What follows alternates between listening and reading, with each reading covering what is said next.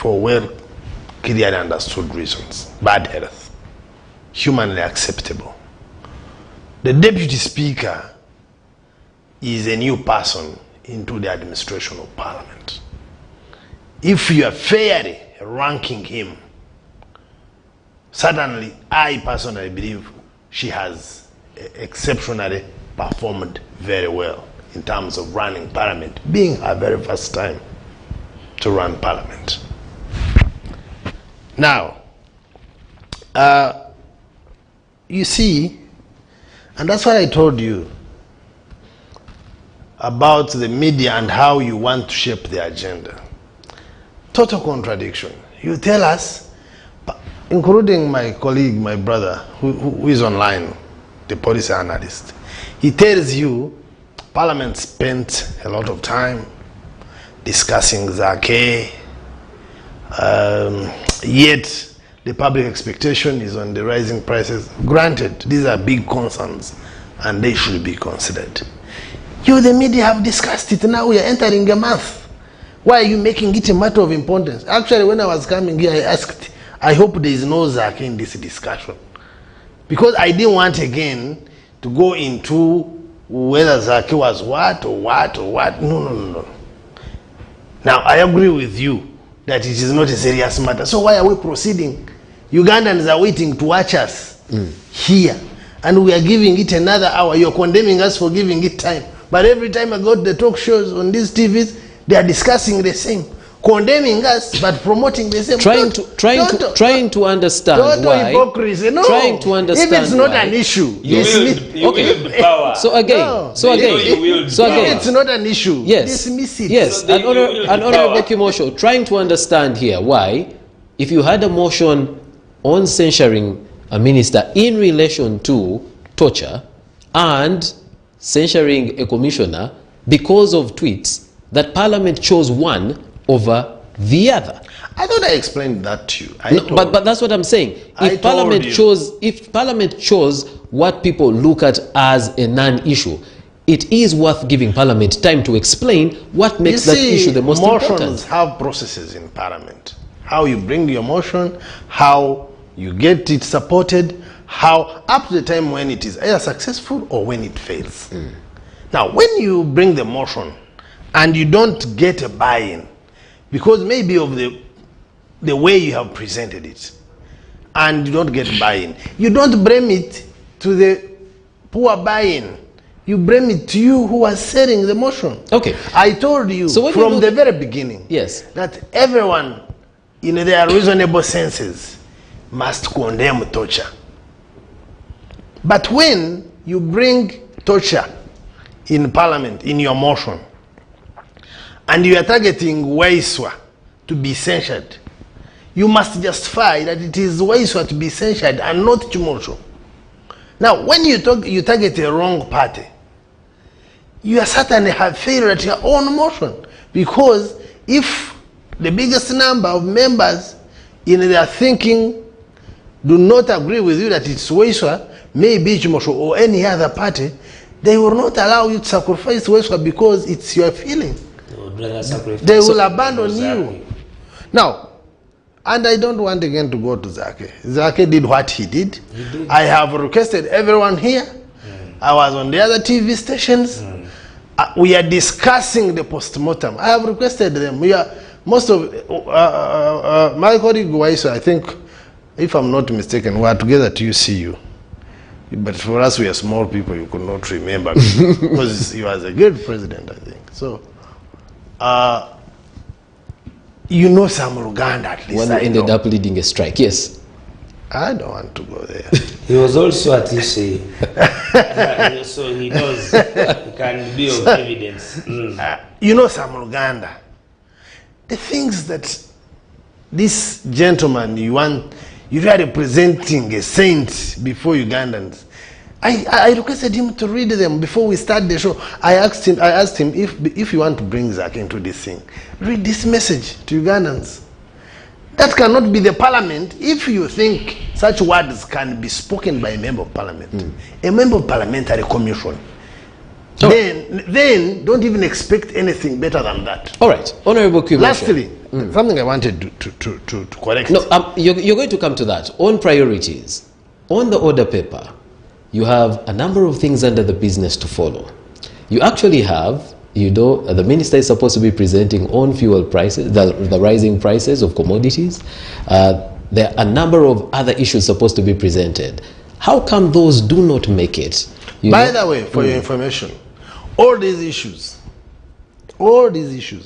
including fuel prices, including the hiking commodities, including fake commodities, including torture, including many others, have been put out on the floor of Parliament.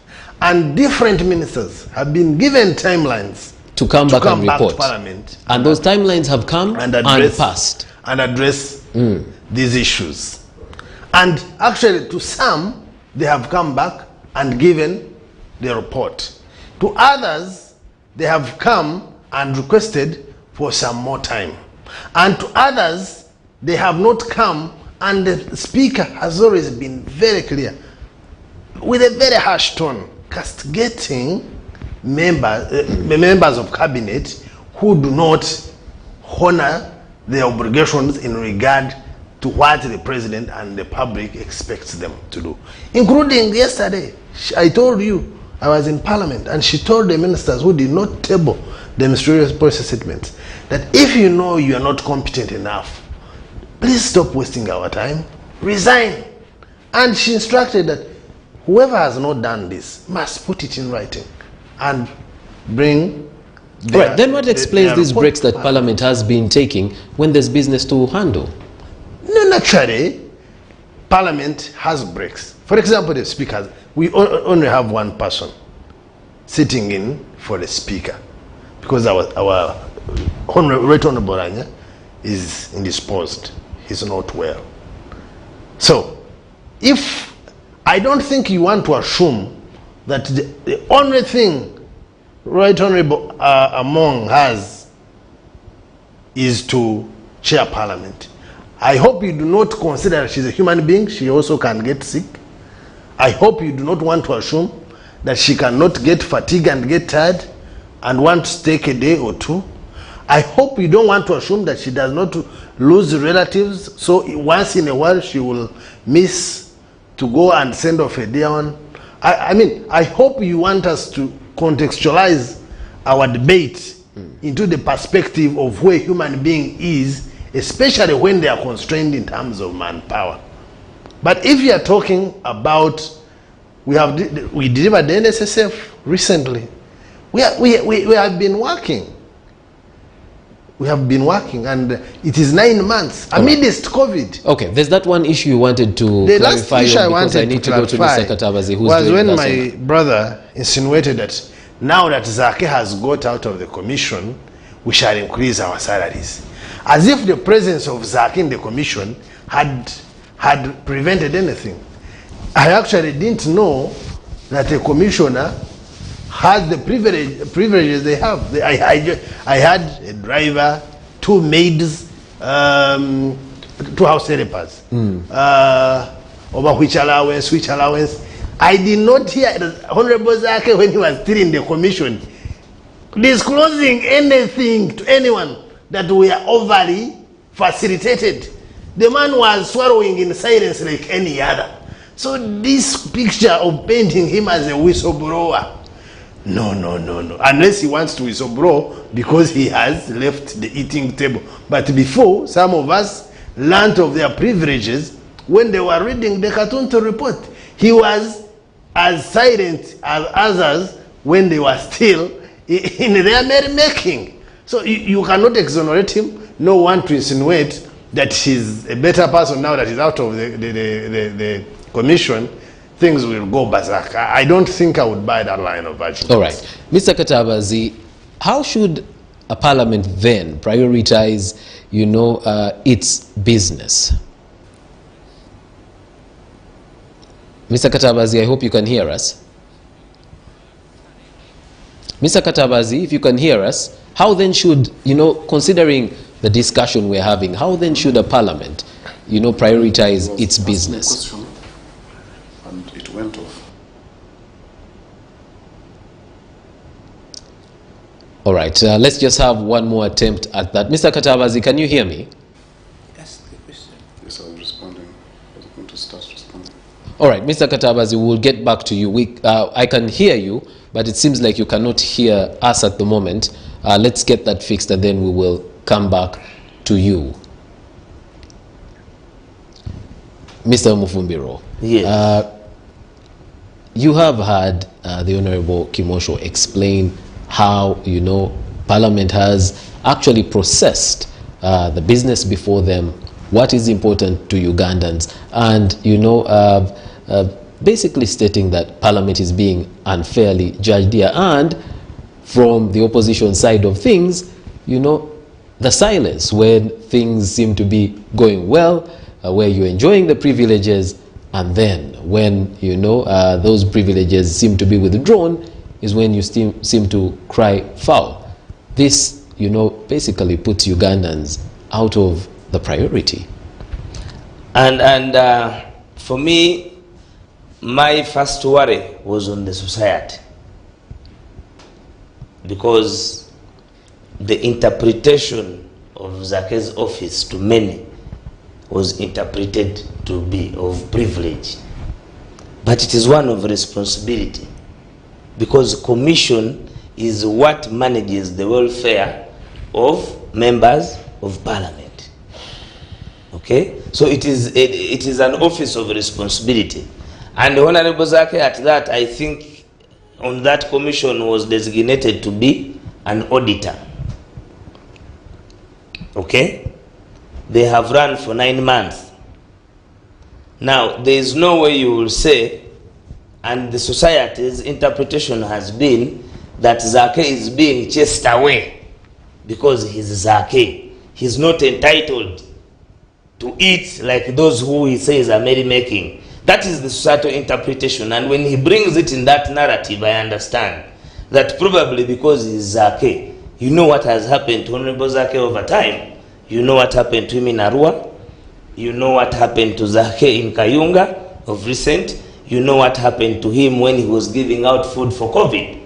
So the public begins to know that this is Zake being persecuted. He's persecuted when he's looking for votes. He's persecuted when he's giving out food. He's persecuted even alongside colleagues, because they look at the depth of the case you are charging against him. One, social media. In Uganda, social media, by decree of the president, is off. Now, how do you charge someone of it's Facebook in particular. Facebook and Twitter. You see, Twitter is now not restricted. For me, they switched off my entire internet at the time of the election. So you're telling me new things. Now, if it is illegal to be on a social media platform, a government institution cannot again come and charge someone for an exchange of a social media platform. And even the jurisdiction of Parliament. The jurisdiction of Parliament. The reason why Honorable Zake is not charged before the disciplinary committee of Honorable Katuntu is because of the type of crime. Yes, even if he had, there's principal witness, because in the trend they went with the criminal liability, the balance in criminal liability, the issue was reasonable doubt.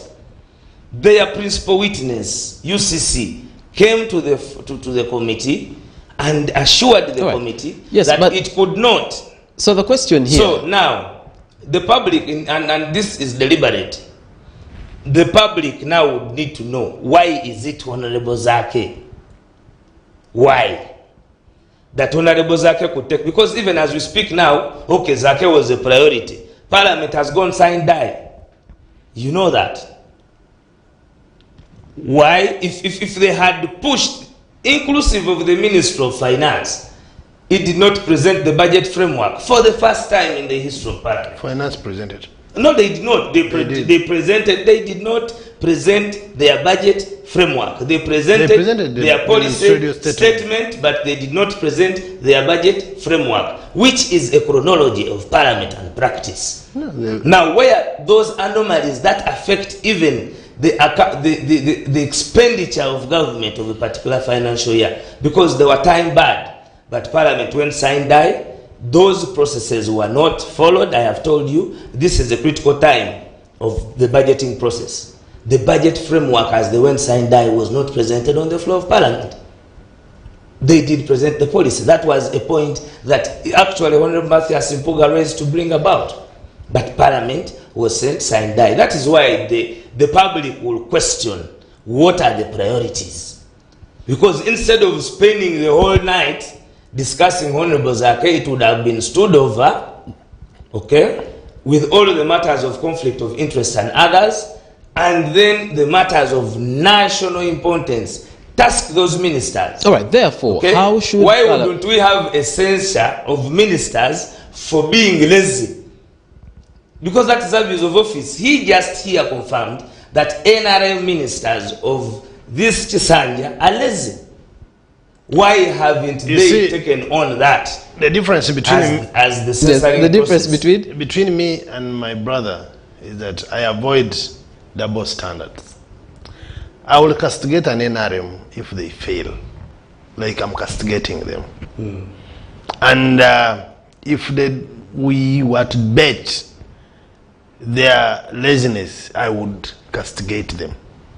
Now, the difference with you, my brother Waiswa and Tim, is that you tend to practice double standards.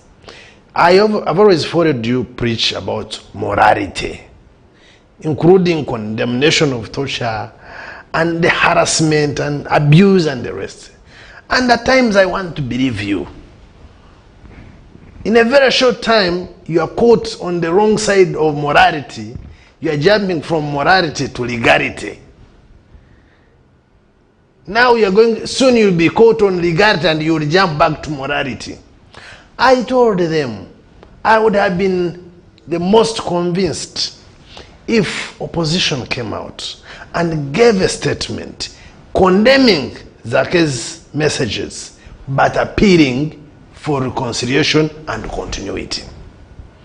But to scapegoat in denial, in illegality of social media, when all of us here are tweeting and have Twitter handles, and he knows his president has just tweeted about the bad headers of our speaker. I'm actually going to check the lead of opposition. Yeah, which is okay. Yes. Which is okay. But if it was an illegality, then how would your president get to that? Then the leader of opposition has been tweeting. And these things are happening on a daily. For me, I actually would not have been so much driven. But there is a decree. I would not have been so much driven into fighting Zakeo if himself was remorseful. 2, if you guys had not turned it into a politics thing. You will realize that even when I have attempted to move away from the discussion on Honorable Zake, you actually bring it back. Yes, and that tells you yes, that even if it were not us in Parliament, it was a matter that any other group that would be in Parliament at that time would have discussed. Because it's an African. Gentlemen, it's an culture. Gentlemen, it is against our standards. It is berserk. It is unusual. All right, so gentlemen, we need to take a break at this point. When we return, we will understand how a parliament should prioritize its business.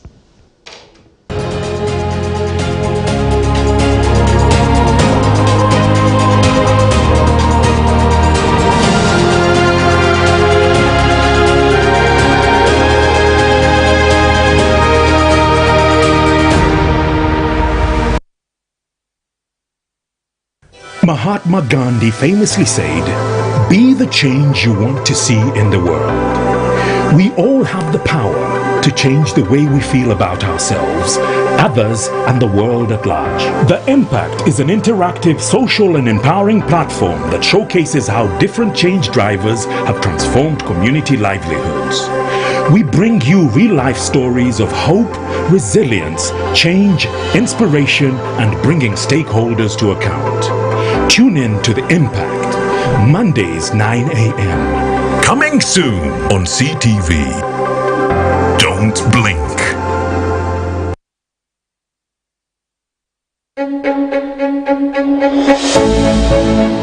Look at her go. Don't miss her glow. She's beautiful, elegant,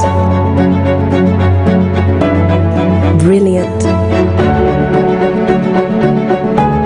confident. She adorns a crown of glory, woven in grace by her story, cloaked in a gown of strength, laced with diligence at the hem. Who art thou, O great mountain, before her? Honor her for all that her hands do. Her works bring her praise. She is the Proverbs 31 woman. She'll never be in a daze. She will emerge victorious. She bravely faces adversity. Through this crucible like silver and gold, she unfolds unscathed like a phoenix rising from the ashes. She laughs at the days to come, her tongue laced in wisdom. Her children arise, they call her blessed. Her husband, yes, he praises her. She is woman. We celebrate her. We are SEETV. Don't blink.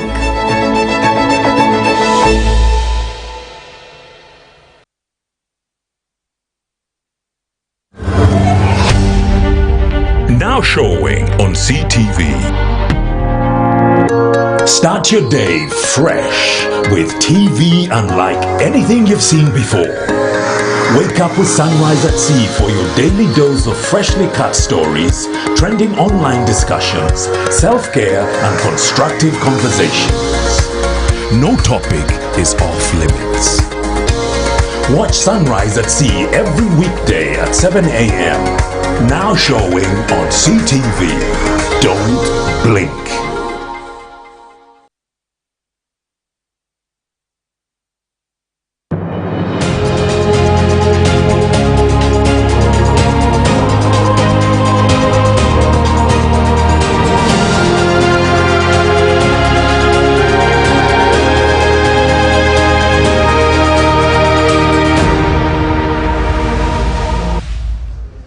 Welcome back from the break. Thank you for staying with us here on the Big Debate. I'm your host, Iguma Gabriel, and thank you for tweeting, especially using the hashtag SEETV Big Debate. We are going to be sampling some of your questions. I hope we'll be able to put them to our guests here. If you haven't yet asked your question or made your comment, please go to Twitter, use the hashtag SEETV Big Debate so that I'm able to see that comment. Today, our focus is on Parliament and whether Parliament is prioritizing its business in a way that the citizens do appreciate. Our three guests, Mr. Waiswa Mufumbiro, who is the spokesperson of the National Unity, deputy spokesperson of the National Unity Platform, the Honorable Dan Kimosho, Kazo County Member of Parliament, and Mr. Katabazi. I'm a volunteer spokesperson. You're also a volunteer spokesperson. We did see. We did done a lot of volunteer. It actually is there on. I think your LinkedIn that you are,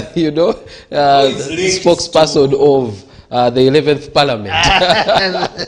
Then Mr. Katabazi, Patrick Katabazi, is a policy analyst and economist as well. Mr. Katabazi is joining us on the online. Mr. Katabazi, are you able to hear us?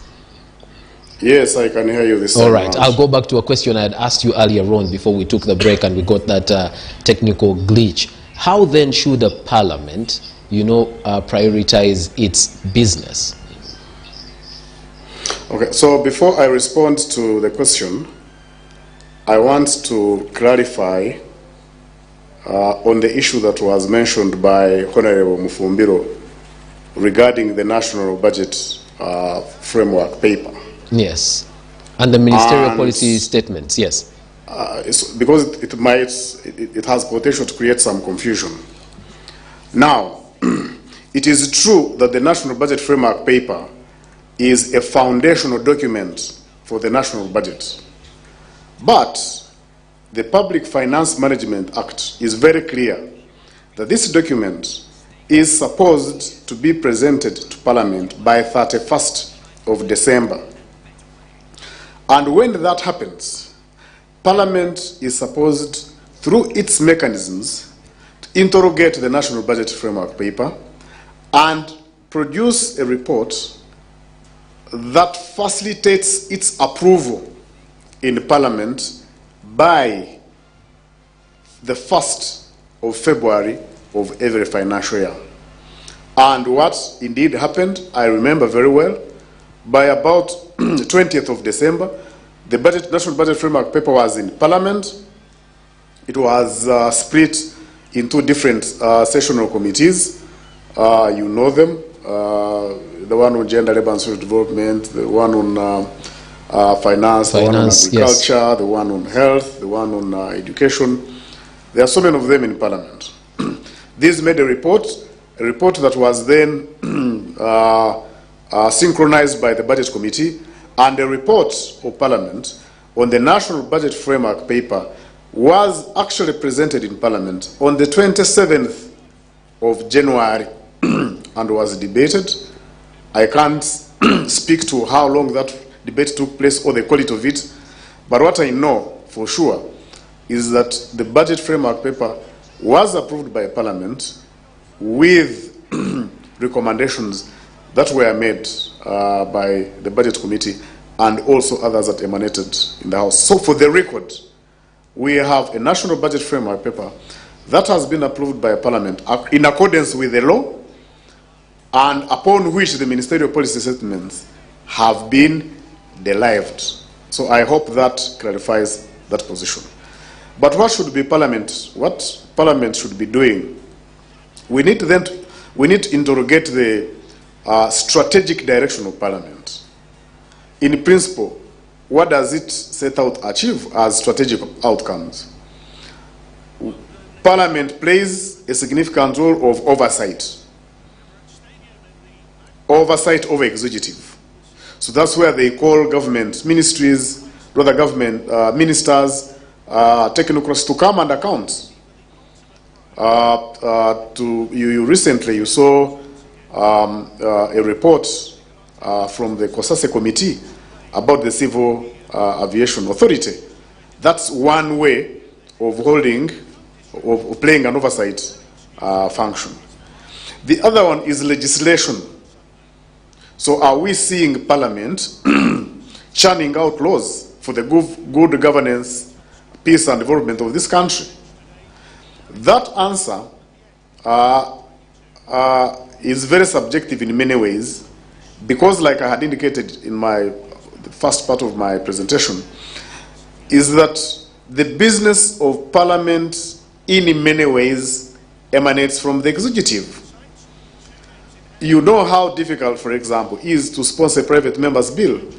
Even when you do, it requires a certificate of financial implications, which then is given by Ministry of Finance. So it follows that the whole architecture of our legislative process focuses or envisages that the executive will be the one that conducts legal reform, rather that conducts legal research in areas that require reform, and then proposes bills to Parliament. Parliament considers them and passes them. So the question of the day that we need to interrogate, excuse me, how many bills, for example, are within Parliament, have been given to various committees of Parliament, and the committees are not doing the work? So for me, that's an area that we need to look at. So as one way of suggesting what Parliament should be doing, it should be making sure that all the laws right now, all the bills right now that have been sent to committees are given time, public hearings are conducted, because if you conducted a rigorous consultative process, that's one way of actually communicating with the public. Because the way some of these debates are being shaped is that they are getting more information on Zake more than on what Parliament is doing internally.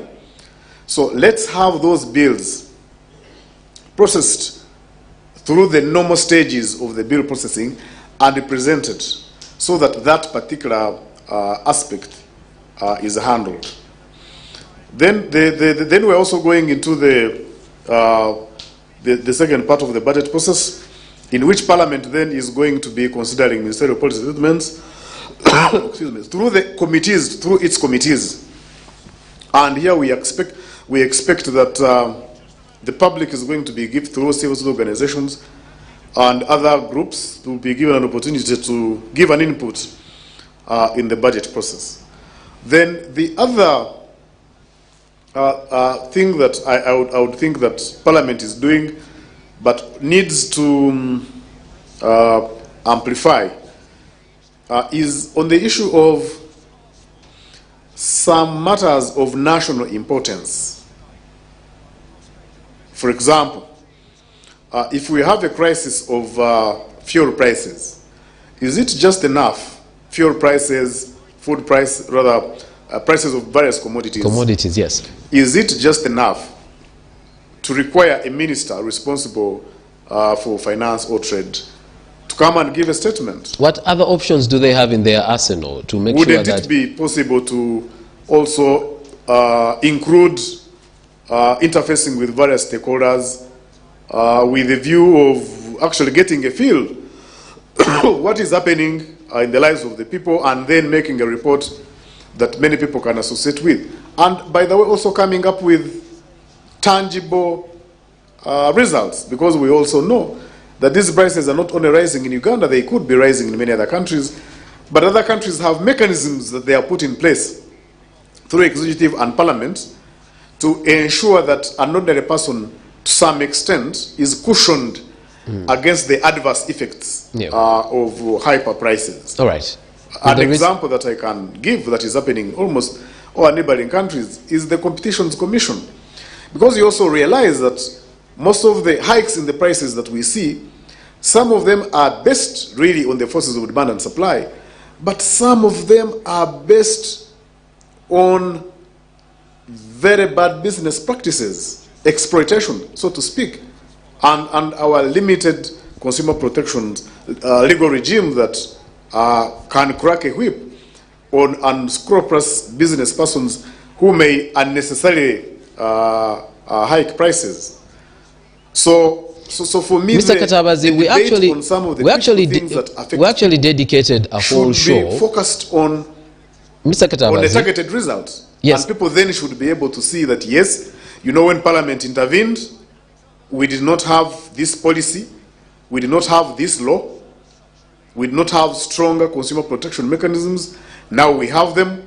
We did not have a law that deals with people who cheat others in business, or it is a business cheating the other business, or it is a trader cheating people. Now we have. So those are some of the things that then will demonstrate that Parliament is working to address issues that are affecting. All right. Very briefly on that one, in relation to the economy, is giving members of Parliament giving members of Parliament a platform to express themselves, to represent their constituencies, and I am glad that Parliament has phased the number of members of Parliament to appear at a given time for the purpose of giving people a chance to speak. I think that's in a way a good direction, because we have also overwhelming numbers of members of Parliament, and not all of them can speak at the same time. Parliament has also presented members of Parliament with various platforms like forums in which members of Parliament can interface with civil society organizations, with other members of Parliament and other specific interest groups. So I think on that particular aspect they are doing very well.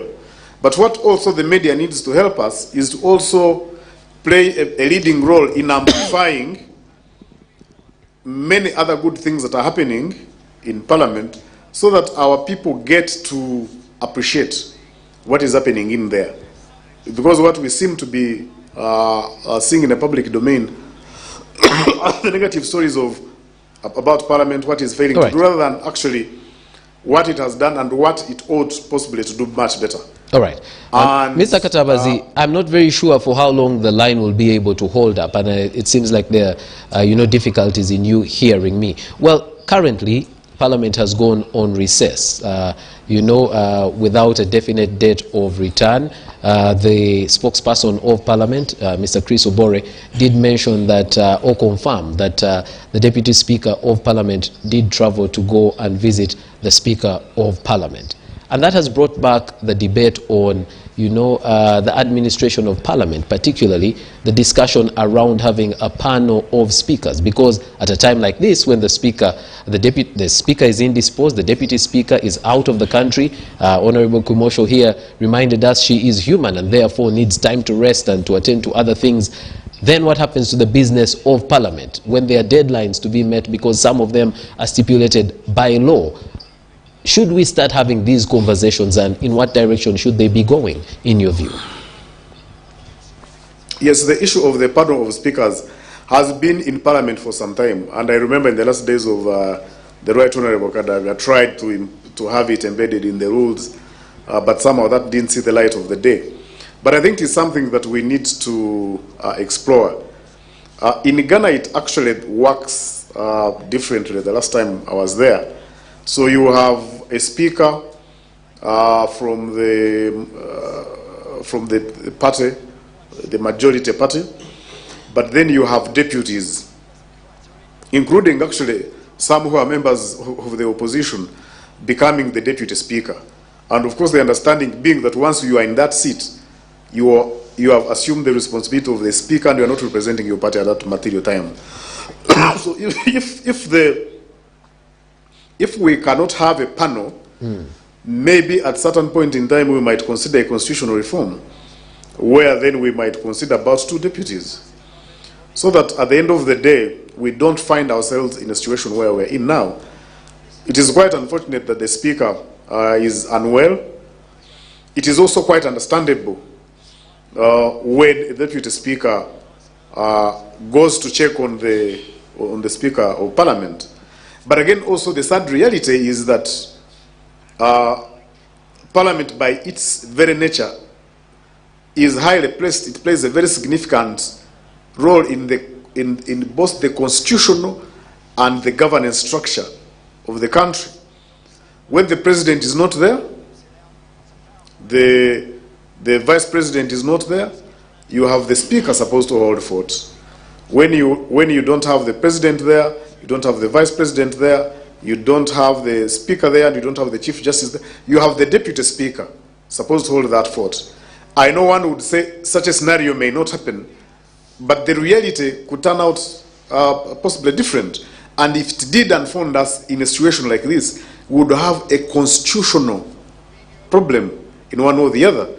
There are certain things that can happen as a way of emergency that require parliament intervention, like you have said.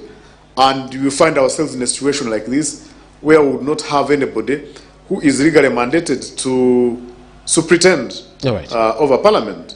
Okay. But I also want to say that even when the speaker is not there, parliamentary committees that already have business should be in position to keep performing.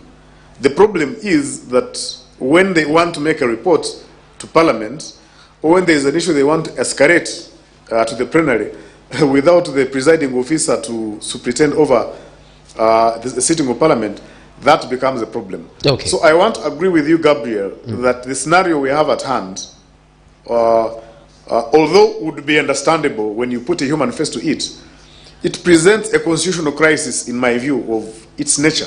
Okay. And we need to be very progressive in terms of how do we, for example, consider the issue of the panel for speakers. Okay. Or expanding perhaps on the number of the deputies. All right. Let me bring that back so that we don't have a gap. Let me bring that back to studio, and I will start with Mr. Mufumbiro here. What reforms, as the opposition, would you push for in order to make Parliament, function the way it is mandated to? And I will, pick from something that, Mr. Katabazi just raised there. He spoke about even envisaging time when, you know, a person who is from the opposition being deputy speaker, because as you sit as the speaker, you should not,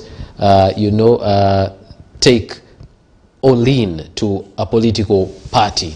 And very many times we have had the opposition, you know, fault the presiding officer for favoring the NRM, you know, at the expense of the other parties in the House.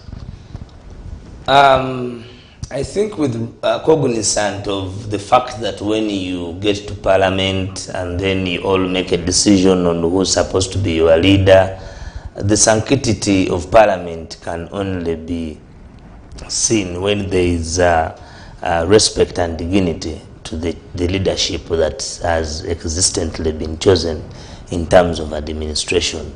But the biggest problem that I have witnessed, in my opinion, is that there is a lot of power vested in these offices. Now, evolution of that power itself will be a big problem.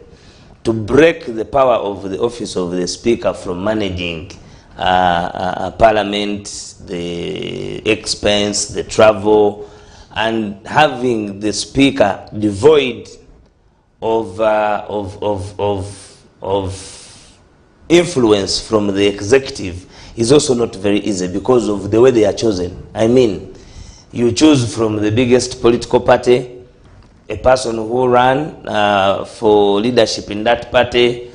Sometimes the emotions, our democracy has not grown to the level that when you become speaker, you drive them to a different angle. But then also you must understand that if they have you have the numbers, because NUP is working on having numbers in Parliament more than the NRA, then it means you will have the opportunity to forward issues the way you want to forward them.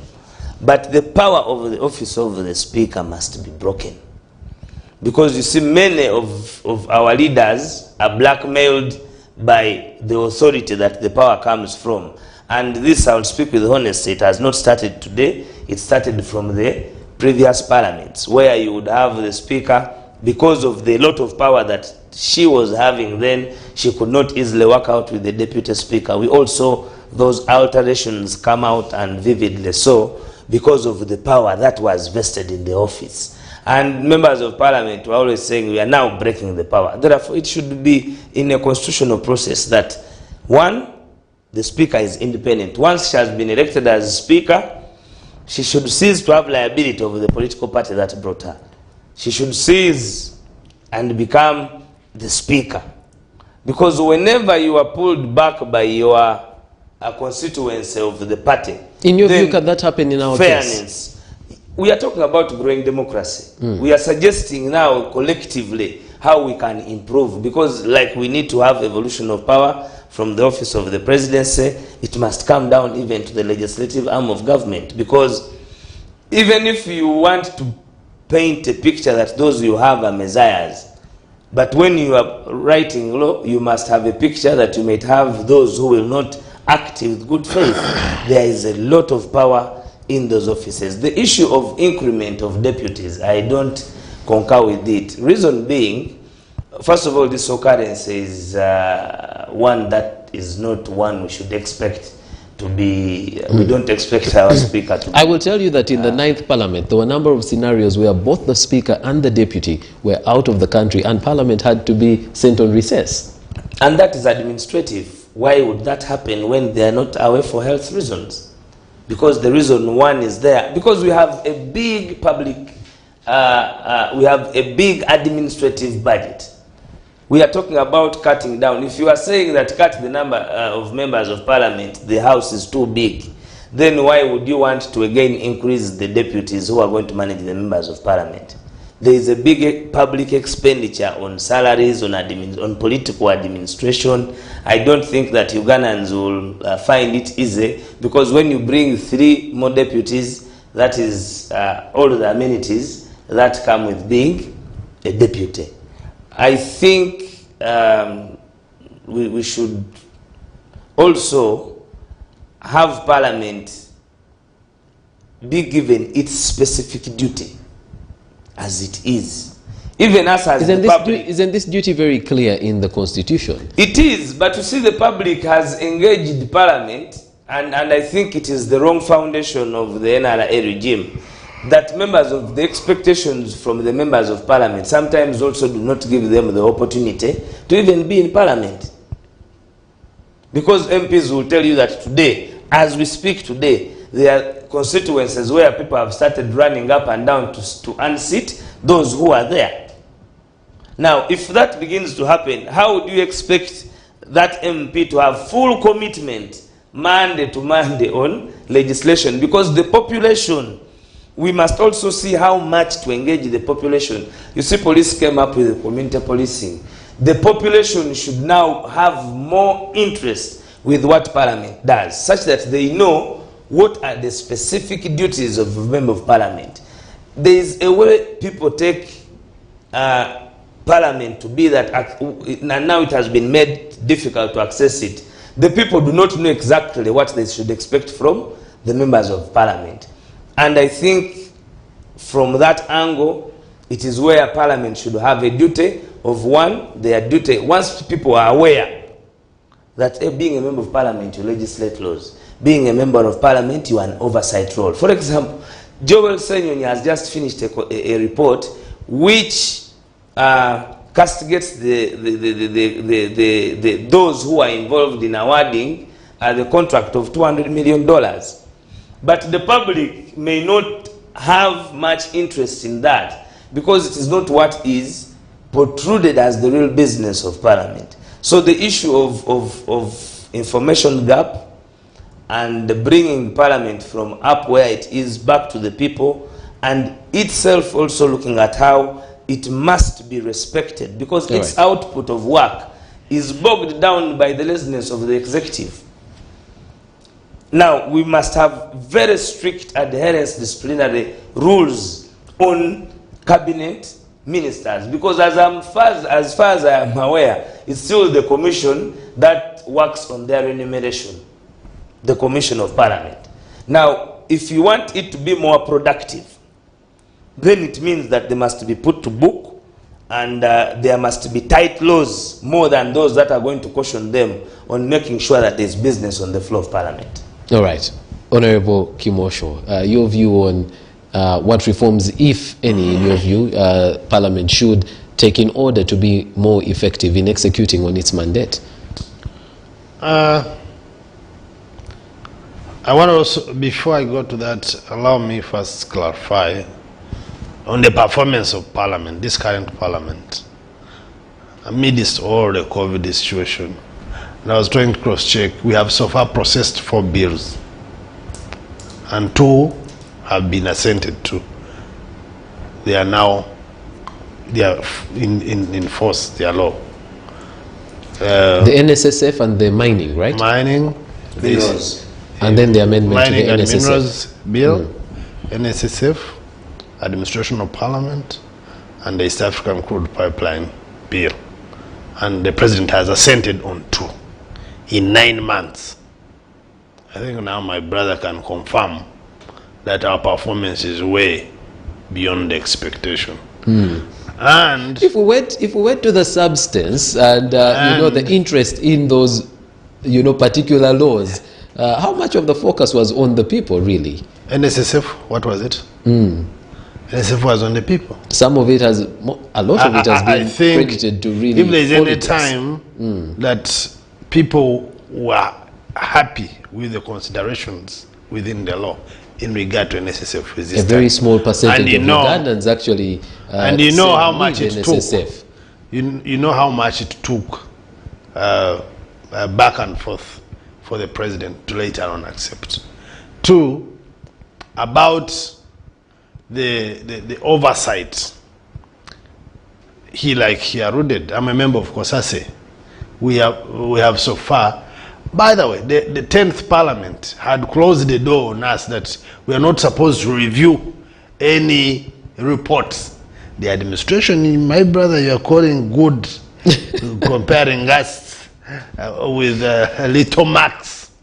They had said, even for their reports that had not been scrutinized, let them be.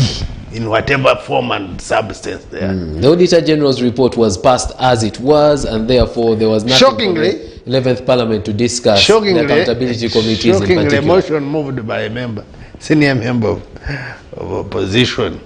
You saw it prudent to point that out. No, Ugandans should know. No, Ugandans should know. I am not NUP. Well, before you came, he did state that somebody you appointed is the one that censured. But let's not go back to Zake. So yes. Thank you. And that is NUP. Thank We you. give everybody power and they are free to act use with it. their mind. We don't Okay. influence their All mind. right. Even when we found barriers stopping us from scrutinizing accountability reports, this parliament, through the administration of this parliament, agreed with us, using our rules, of course, and we started scrutinizing some institutions that were vividly going outside the line in terms of the public expectation. We started with civil aviation, and we came out with very clear recommendations. I was shocked when I saw, you see, this opposition also has a problem. They actually oppose themselves more than they oppose NRM, and you at times get shocked. They spent a whole day like trying to discredit the report, but the report had brought out salient issues.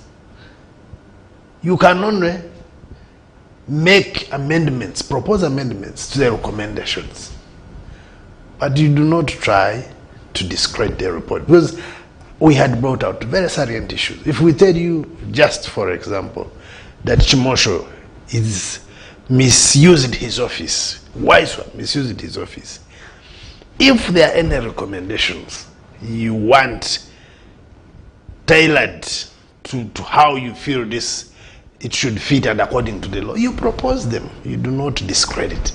I saw them, especially opposition, hitting each other as if you took away our thing, it is our time now. I said, these guys are finishing each other, and for us in NRM, we're like, okay, because it was the old opposition hitting now. Nope.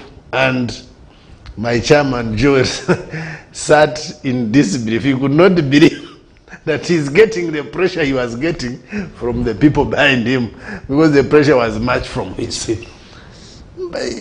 senior members in opposition. We have processed those.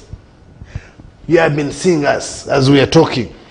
We have several ad hoc committees examining a lot of wrong things that are happening.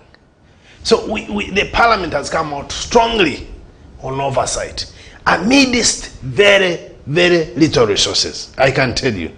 You can go and ask Joel. Unlike the previous committees, currently you find a committee has no budget, like where we are now. Yes, it's a fact that committee budgets were cut. Not cut.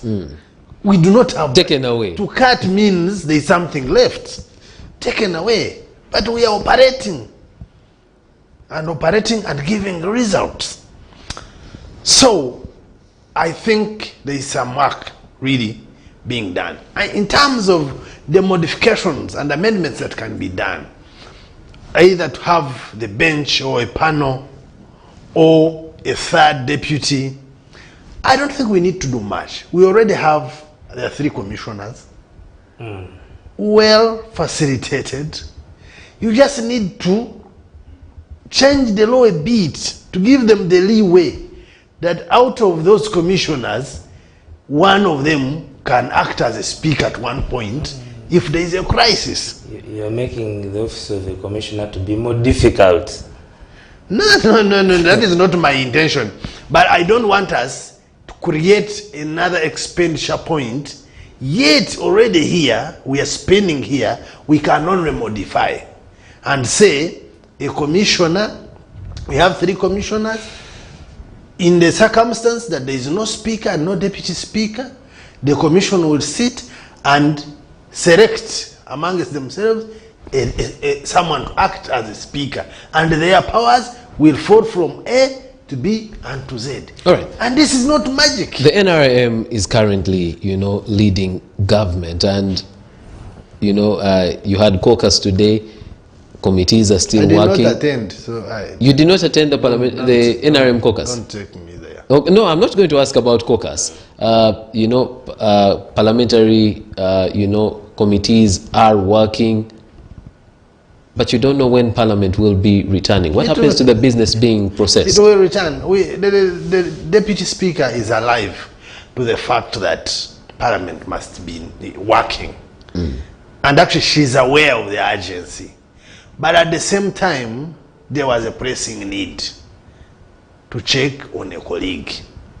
So, Sunday can take 2 or 3 days, and I'm not surprised if by Tuesday or Wednesday, Parliament resumes. It could have stopped actually when she's in the country without necessarily traveling. So it shouldn't be a big thing that. And meanwhile, we are doing business. Tomorrow I'm sitting, I'll be hearing witnesses in the ad hoc committee for Naguru Nakawa land. On Friday, I'll have another. And the other committees of infrastructure, health, they are sitting. Committees are scrutinizing the ministerial policy statements. Work is going on. So we are actually consolidating what we shall present on the floor. So it's not that Parliament is not at work. Mr. Mufumbiro here talks about the fact that the pressure on a member of Parliament and the expectations from the public are very different from the role of Parliament. How can that be aligned for the effectiveness of Parliament? That we need to decide as a country. You see, what has changed the trajectory? What has changed the mind of our people? We are partly to blame, as when we are contesting. Yeah, you make promises that fall totally out of the mandate of an MP. I personally made promises. I will not lie you. If others want to deny, let them go and deny. At least because you are driven by this force that I must win. You want to convince people. You almost want to tell them that you are the son of God that left this earth and you are coming back. But when you come to Parliament, you find you have a different work schedule. By the way, before you go to the expenditure, the time alone cannot be sufficient. Like I've always referred to when we were growing up, and we used to see these members of Parliament, and they would appear in the village like twice, even once in 6 months. Currently, you must appear like every week. You must be in the village for burials, for fundraisings, for birthdays. Now birthdays have come in. For miscarriages, for these groups, they are called what? The circles. Get-together groups. For nothing, actually, at times. Someone concocts nothing and they want you. And when you don't go, it is a big crime. So you must be there. So we need it. I think it will take individual MPs, but we form a voice and teach our people that this is the way to go. And someone asked me, but it's you who has caused it. How do you reverse it? I told them 7 came through the bush, but let him see you trying even to go to a banana plantation that you want to dislodge him. He will certainly square you. So being that we unless you have not seen what he has done to Kakwens of the page. No. I mean, that was in specific reference to the terrorists, going to the bush, to the terrorists in Congo, not Kakwens. No, I'm saying Kakwens. So we need to take deliberate efforts as members of Parliament to reverse. Okay. Parliament needs to help us as well. They had started very good campaign. I think I used to hear the awareness messages, the outreaches about the role of outreaches. a member of Parliament. Because if we don't do that, I can tell you there are members in that house who cannot sit in the house because someone has already declared 9 months in the house. And for me, it doesn't surprise me because we did this to the people that we dislodged. So we are really being fed on our own bread. So it is very unfortunate, and it disrupts the whole concept of someone who represents people. Some members do not concentrate. They have not even differentiated a bill from an act from a motion, because they don't concentrate. Their mind is in the village all the time. All right. And because there is that gap, there is that effect, the quality of debate is greatly affected. And certainly when the quality of debate is affected, the representation is affected. The service delivery is affected. I mean, the whole cycle is distorted. So the time that we have in Parliament, vis-a-vis the expectation of our voters, if we do not reconcile it, then certainly we are going the wrong way. Okay. You have lost a position on the commission. How are you going to, or are you planning to fill that position? No, it was done legally. We have, as a civil political institution, Honorable Zake has taken the path of going to court with the able legal advice of the Lord Mayor and a team of NUP, a legal team, and that defeats me the liberty to fully tell you what will be our next step, because currently we are waiting for that court process, which we believe also will give us a stay, because only court now can stop the mob justice that was meted on Honorable Zake by censoring him out of office. So our next step will squarely be out of the outcome of the court process. But what I can assure you, he is still our deferred commissioner. His name What do you is mean? still... What do you mean by that? Because the opposition has been asked to send another name. No. As I've said, that we have chosen the process of court. The name we still have is that of Honorable Zake, and we intend to pursue that as our name. That is as of now. But we have as many options as possible on what we can do next. We only move it in phases as it comes. Okay. And but what you should know, that we understand the legal gymnastics, we understand the politics at play, and we are alive to the fact with what is happening. And trust you, we are on game on. It's game on, my brother. Honorable Kibosho doesn't seem to believe in you. the habit of promising us. The other time they said, wait for us in court. We waited in court. They said, no. That court we have abandoned. We have gone Yes, back to the public court. So this may be a... Now, In the court where we went to, the security cameras of the Special Forces Command leaked to us a meeting of the principal judge, a meeting of the Chief Justice and the deputy, discussing a matter before them. You remember? And also to Yes, but that was explained. These are leaders in the country, they are allowed to meet. Well, they explained. And that was more informed. But now, that was more... But what he's referring to here is that you withdrew from that court and said you are going to the court of public opinion. And you went to the court of public opinion, and you seem to have gotten stuck there. No, that is where I am coming. And what we did to withdraw the matter was surely confirmed by the Lady Justice. You remember that even the public system was switched off because she was speaking to the core corruption of the process of that matter, how it was handled. On the matter of public court opinion, it is still existent. My brother. Okay. Public court opinion, wait. Public court opinion is still existent. Okay. That is why others vent out anger. So so that is their next step. Yes, Honorable Kimosho. He highlighted their background of mistrust with court and later on withdrawing. But now they are going back Not to so? court.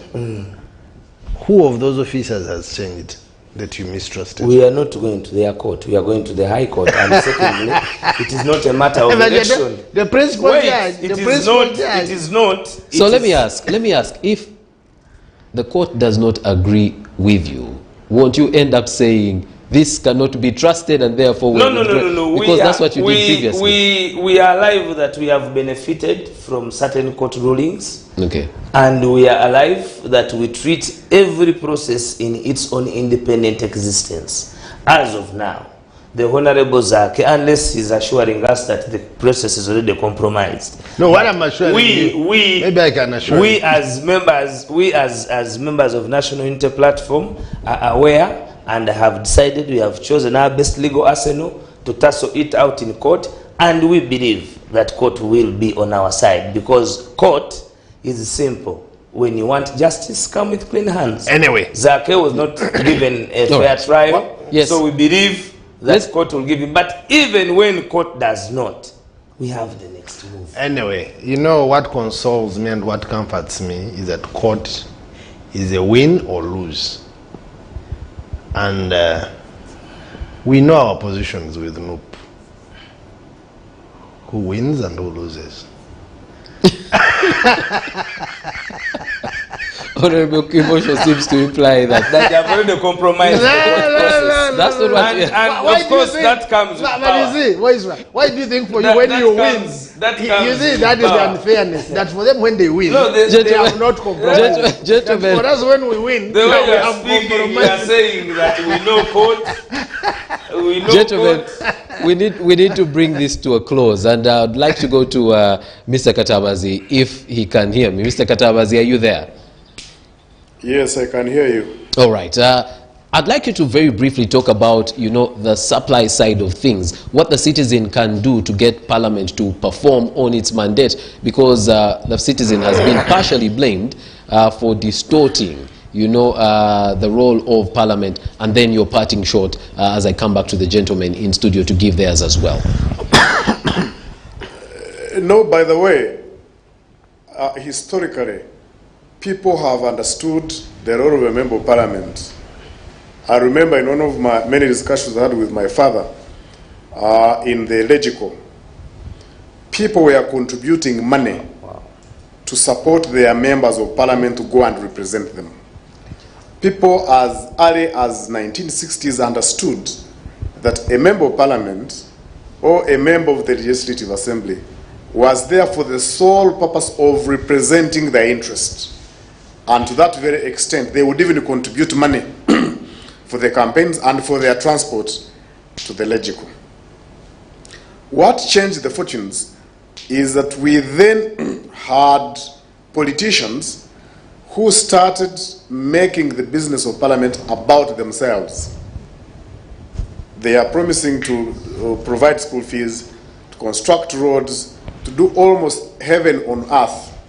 And then people then understood. Yeah, can that be reversed? People are going to Parliament. Mr. Katabazi, can that be reversed? What do different people reason. want to hear? Other than And what going do they to respond work to? for them in the best way possible.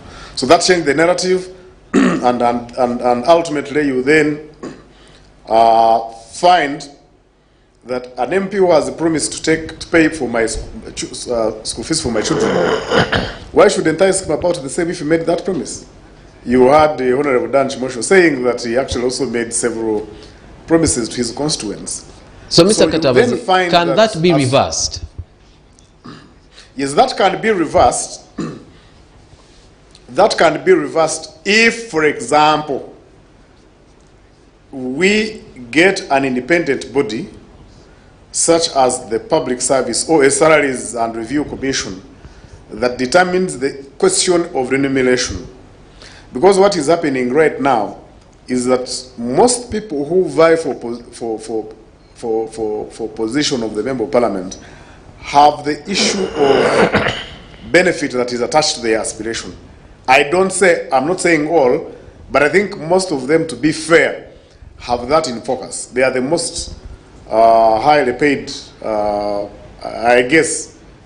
politicians, and to that very extent, somebody vies for that position, knowing they're going to make a lot of money, a lot of deals, and the like. So the moment But then we are they the poorest. pushed the role of Parliament Who's the be a richest personal thing, politician to that be you know? a personal The richest politician. mission thing.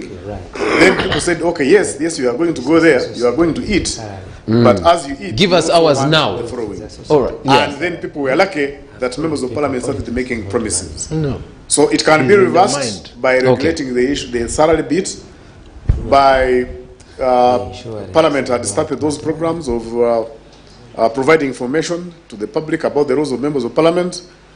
but also by the members of parliament themselves being very honest. If you're vying, why don't you tell people? All right. I know you say my opponent is going to say otherwise, and I'll end up losing.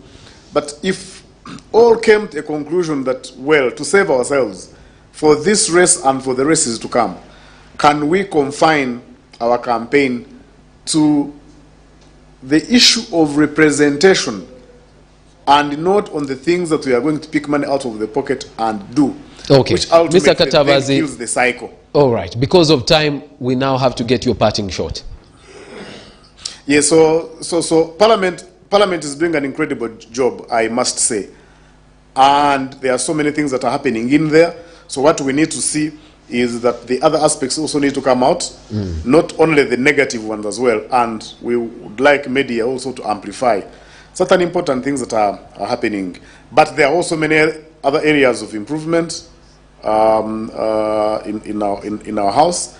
And if the leaders are members of parliament and the leaders focus on most of the things that we have talked about, I think then people at some point will be satisfied by the outcome that will be coming from the August House. All right, thank you, Mr. Katabazi. Mr. Mufumbiro? Maybe what he didn't highlight. What he didn't highlight is That highly remunerated, highly indebted. highly indebted as well. So MPs are naturally, they are conduits of getting the money from the treasury to the public. They don't hoard anything.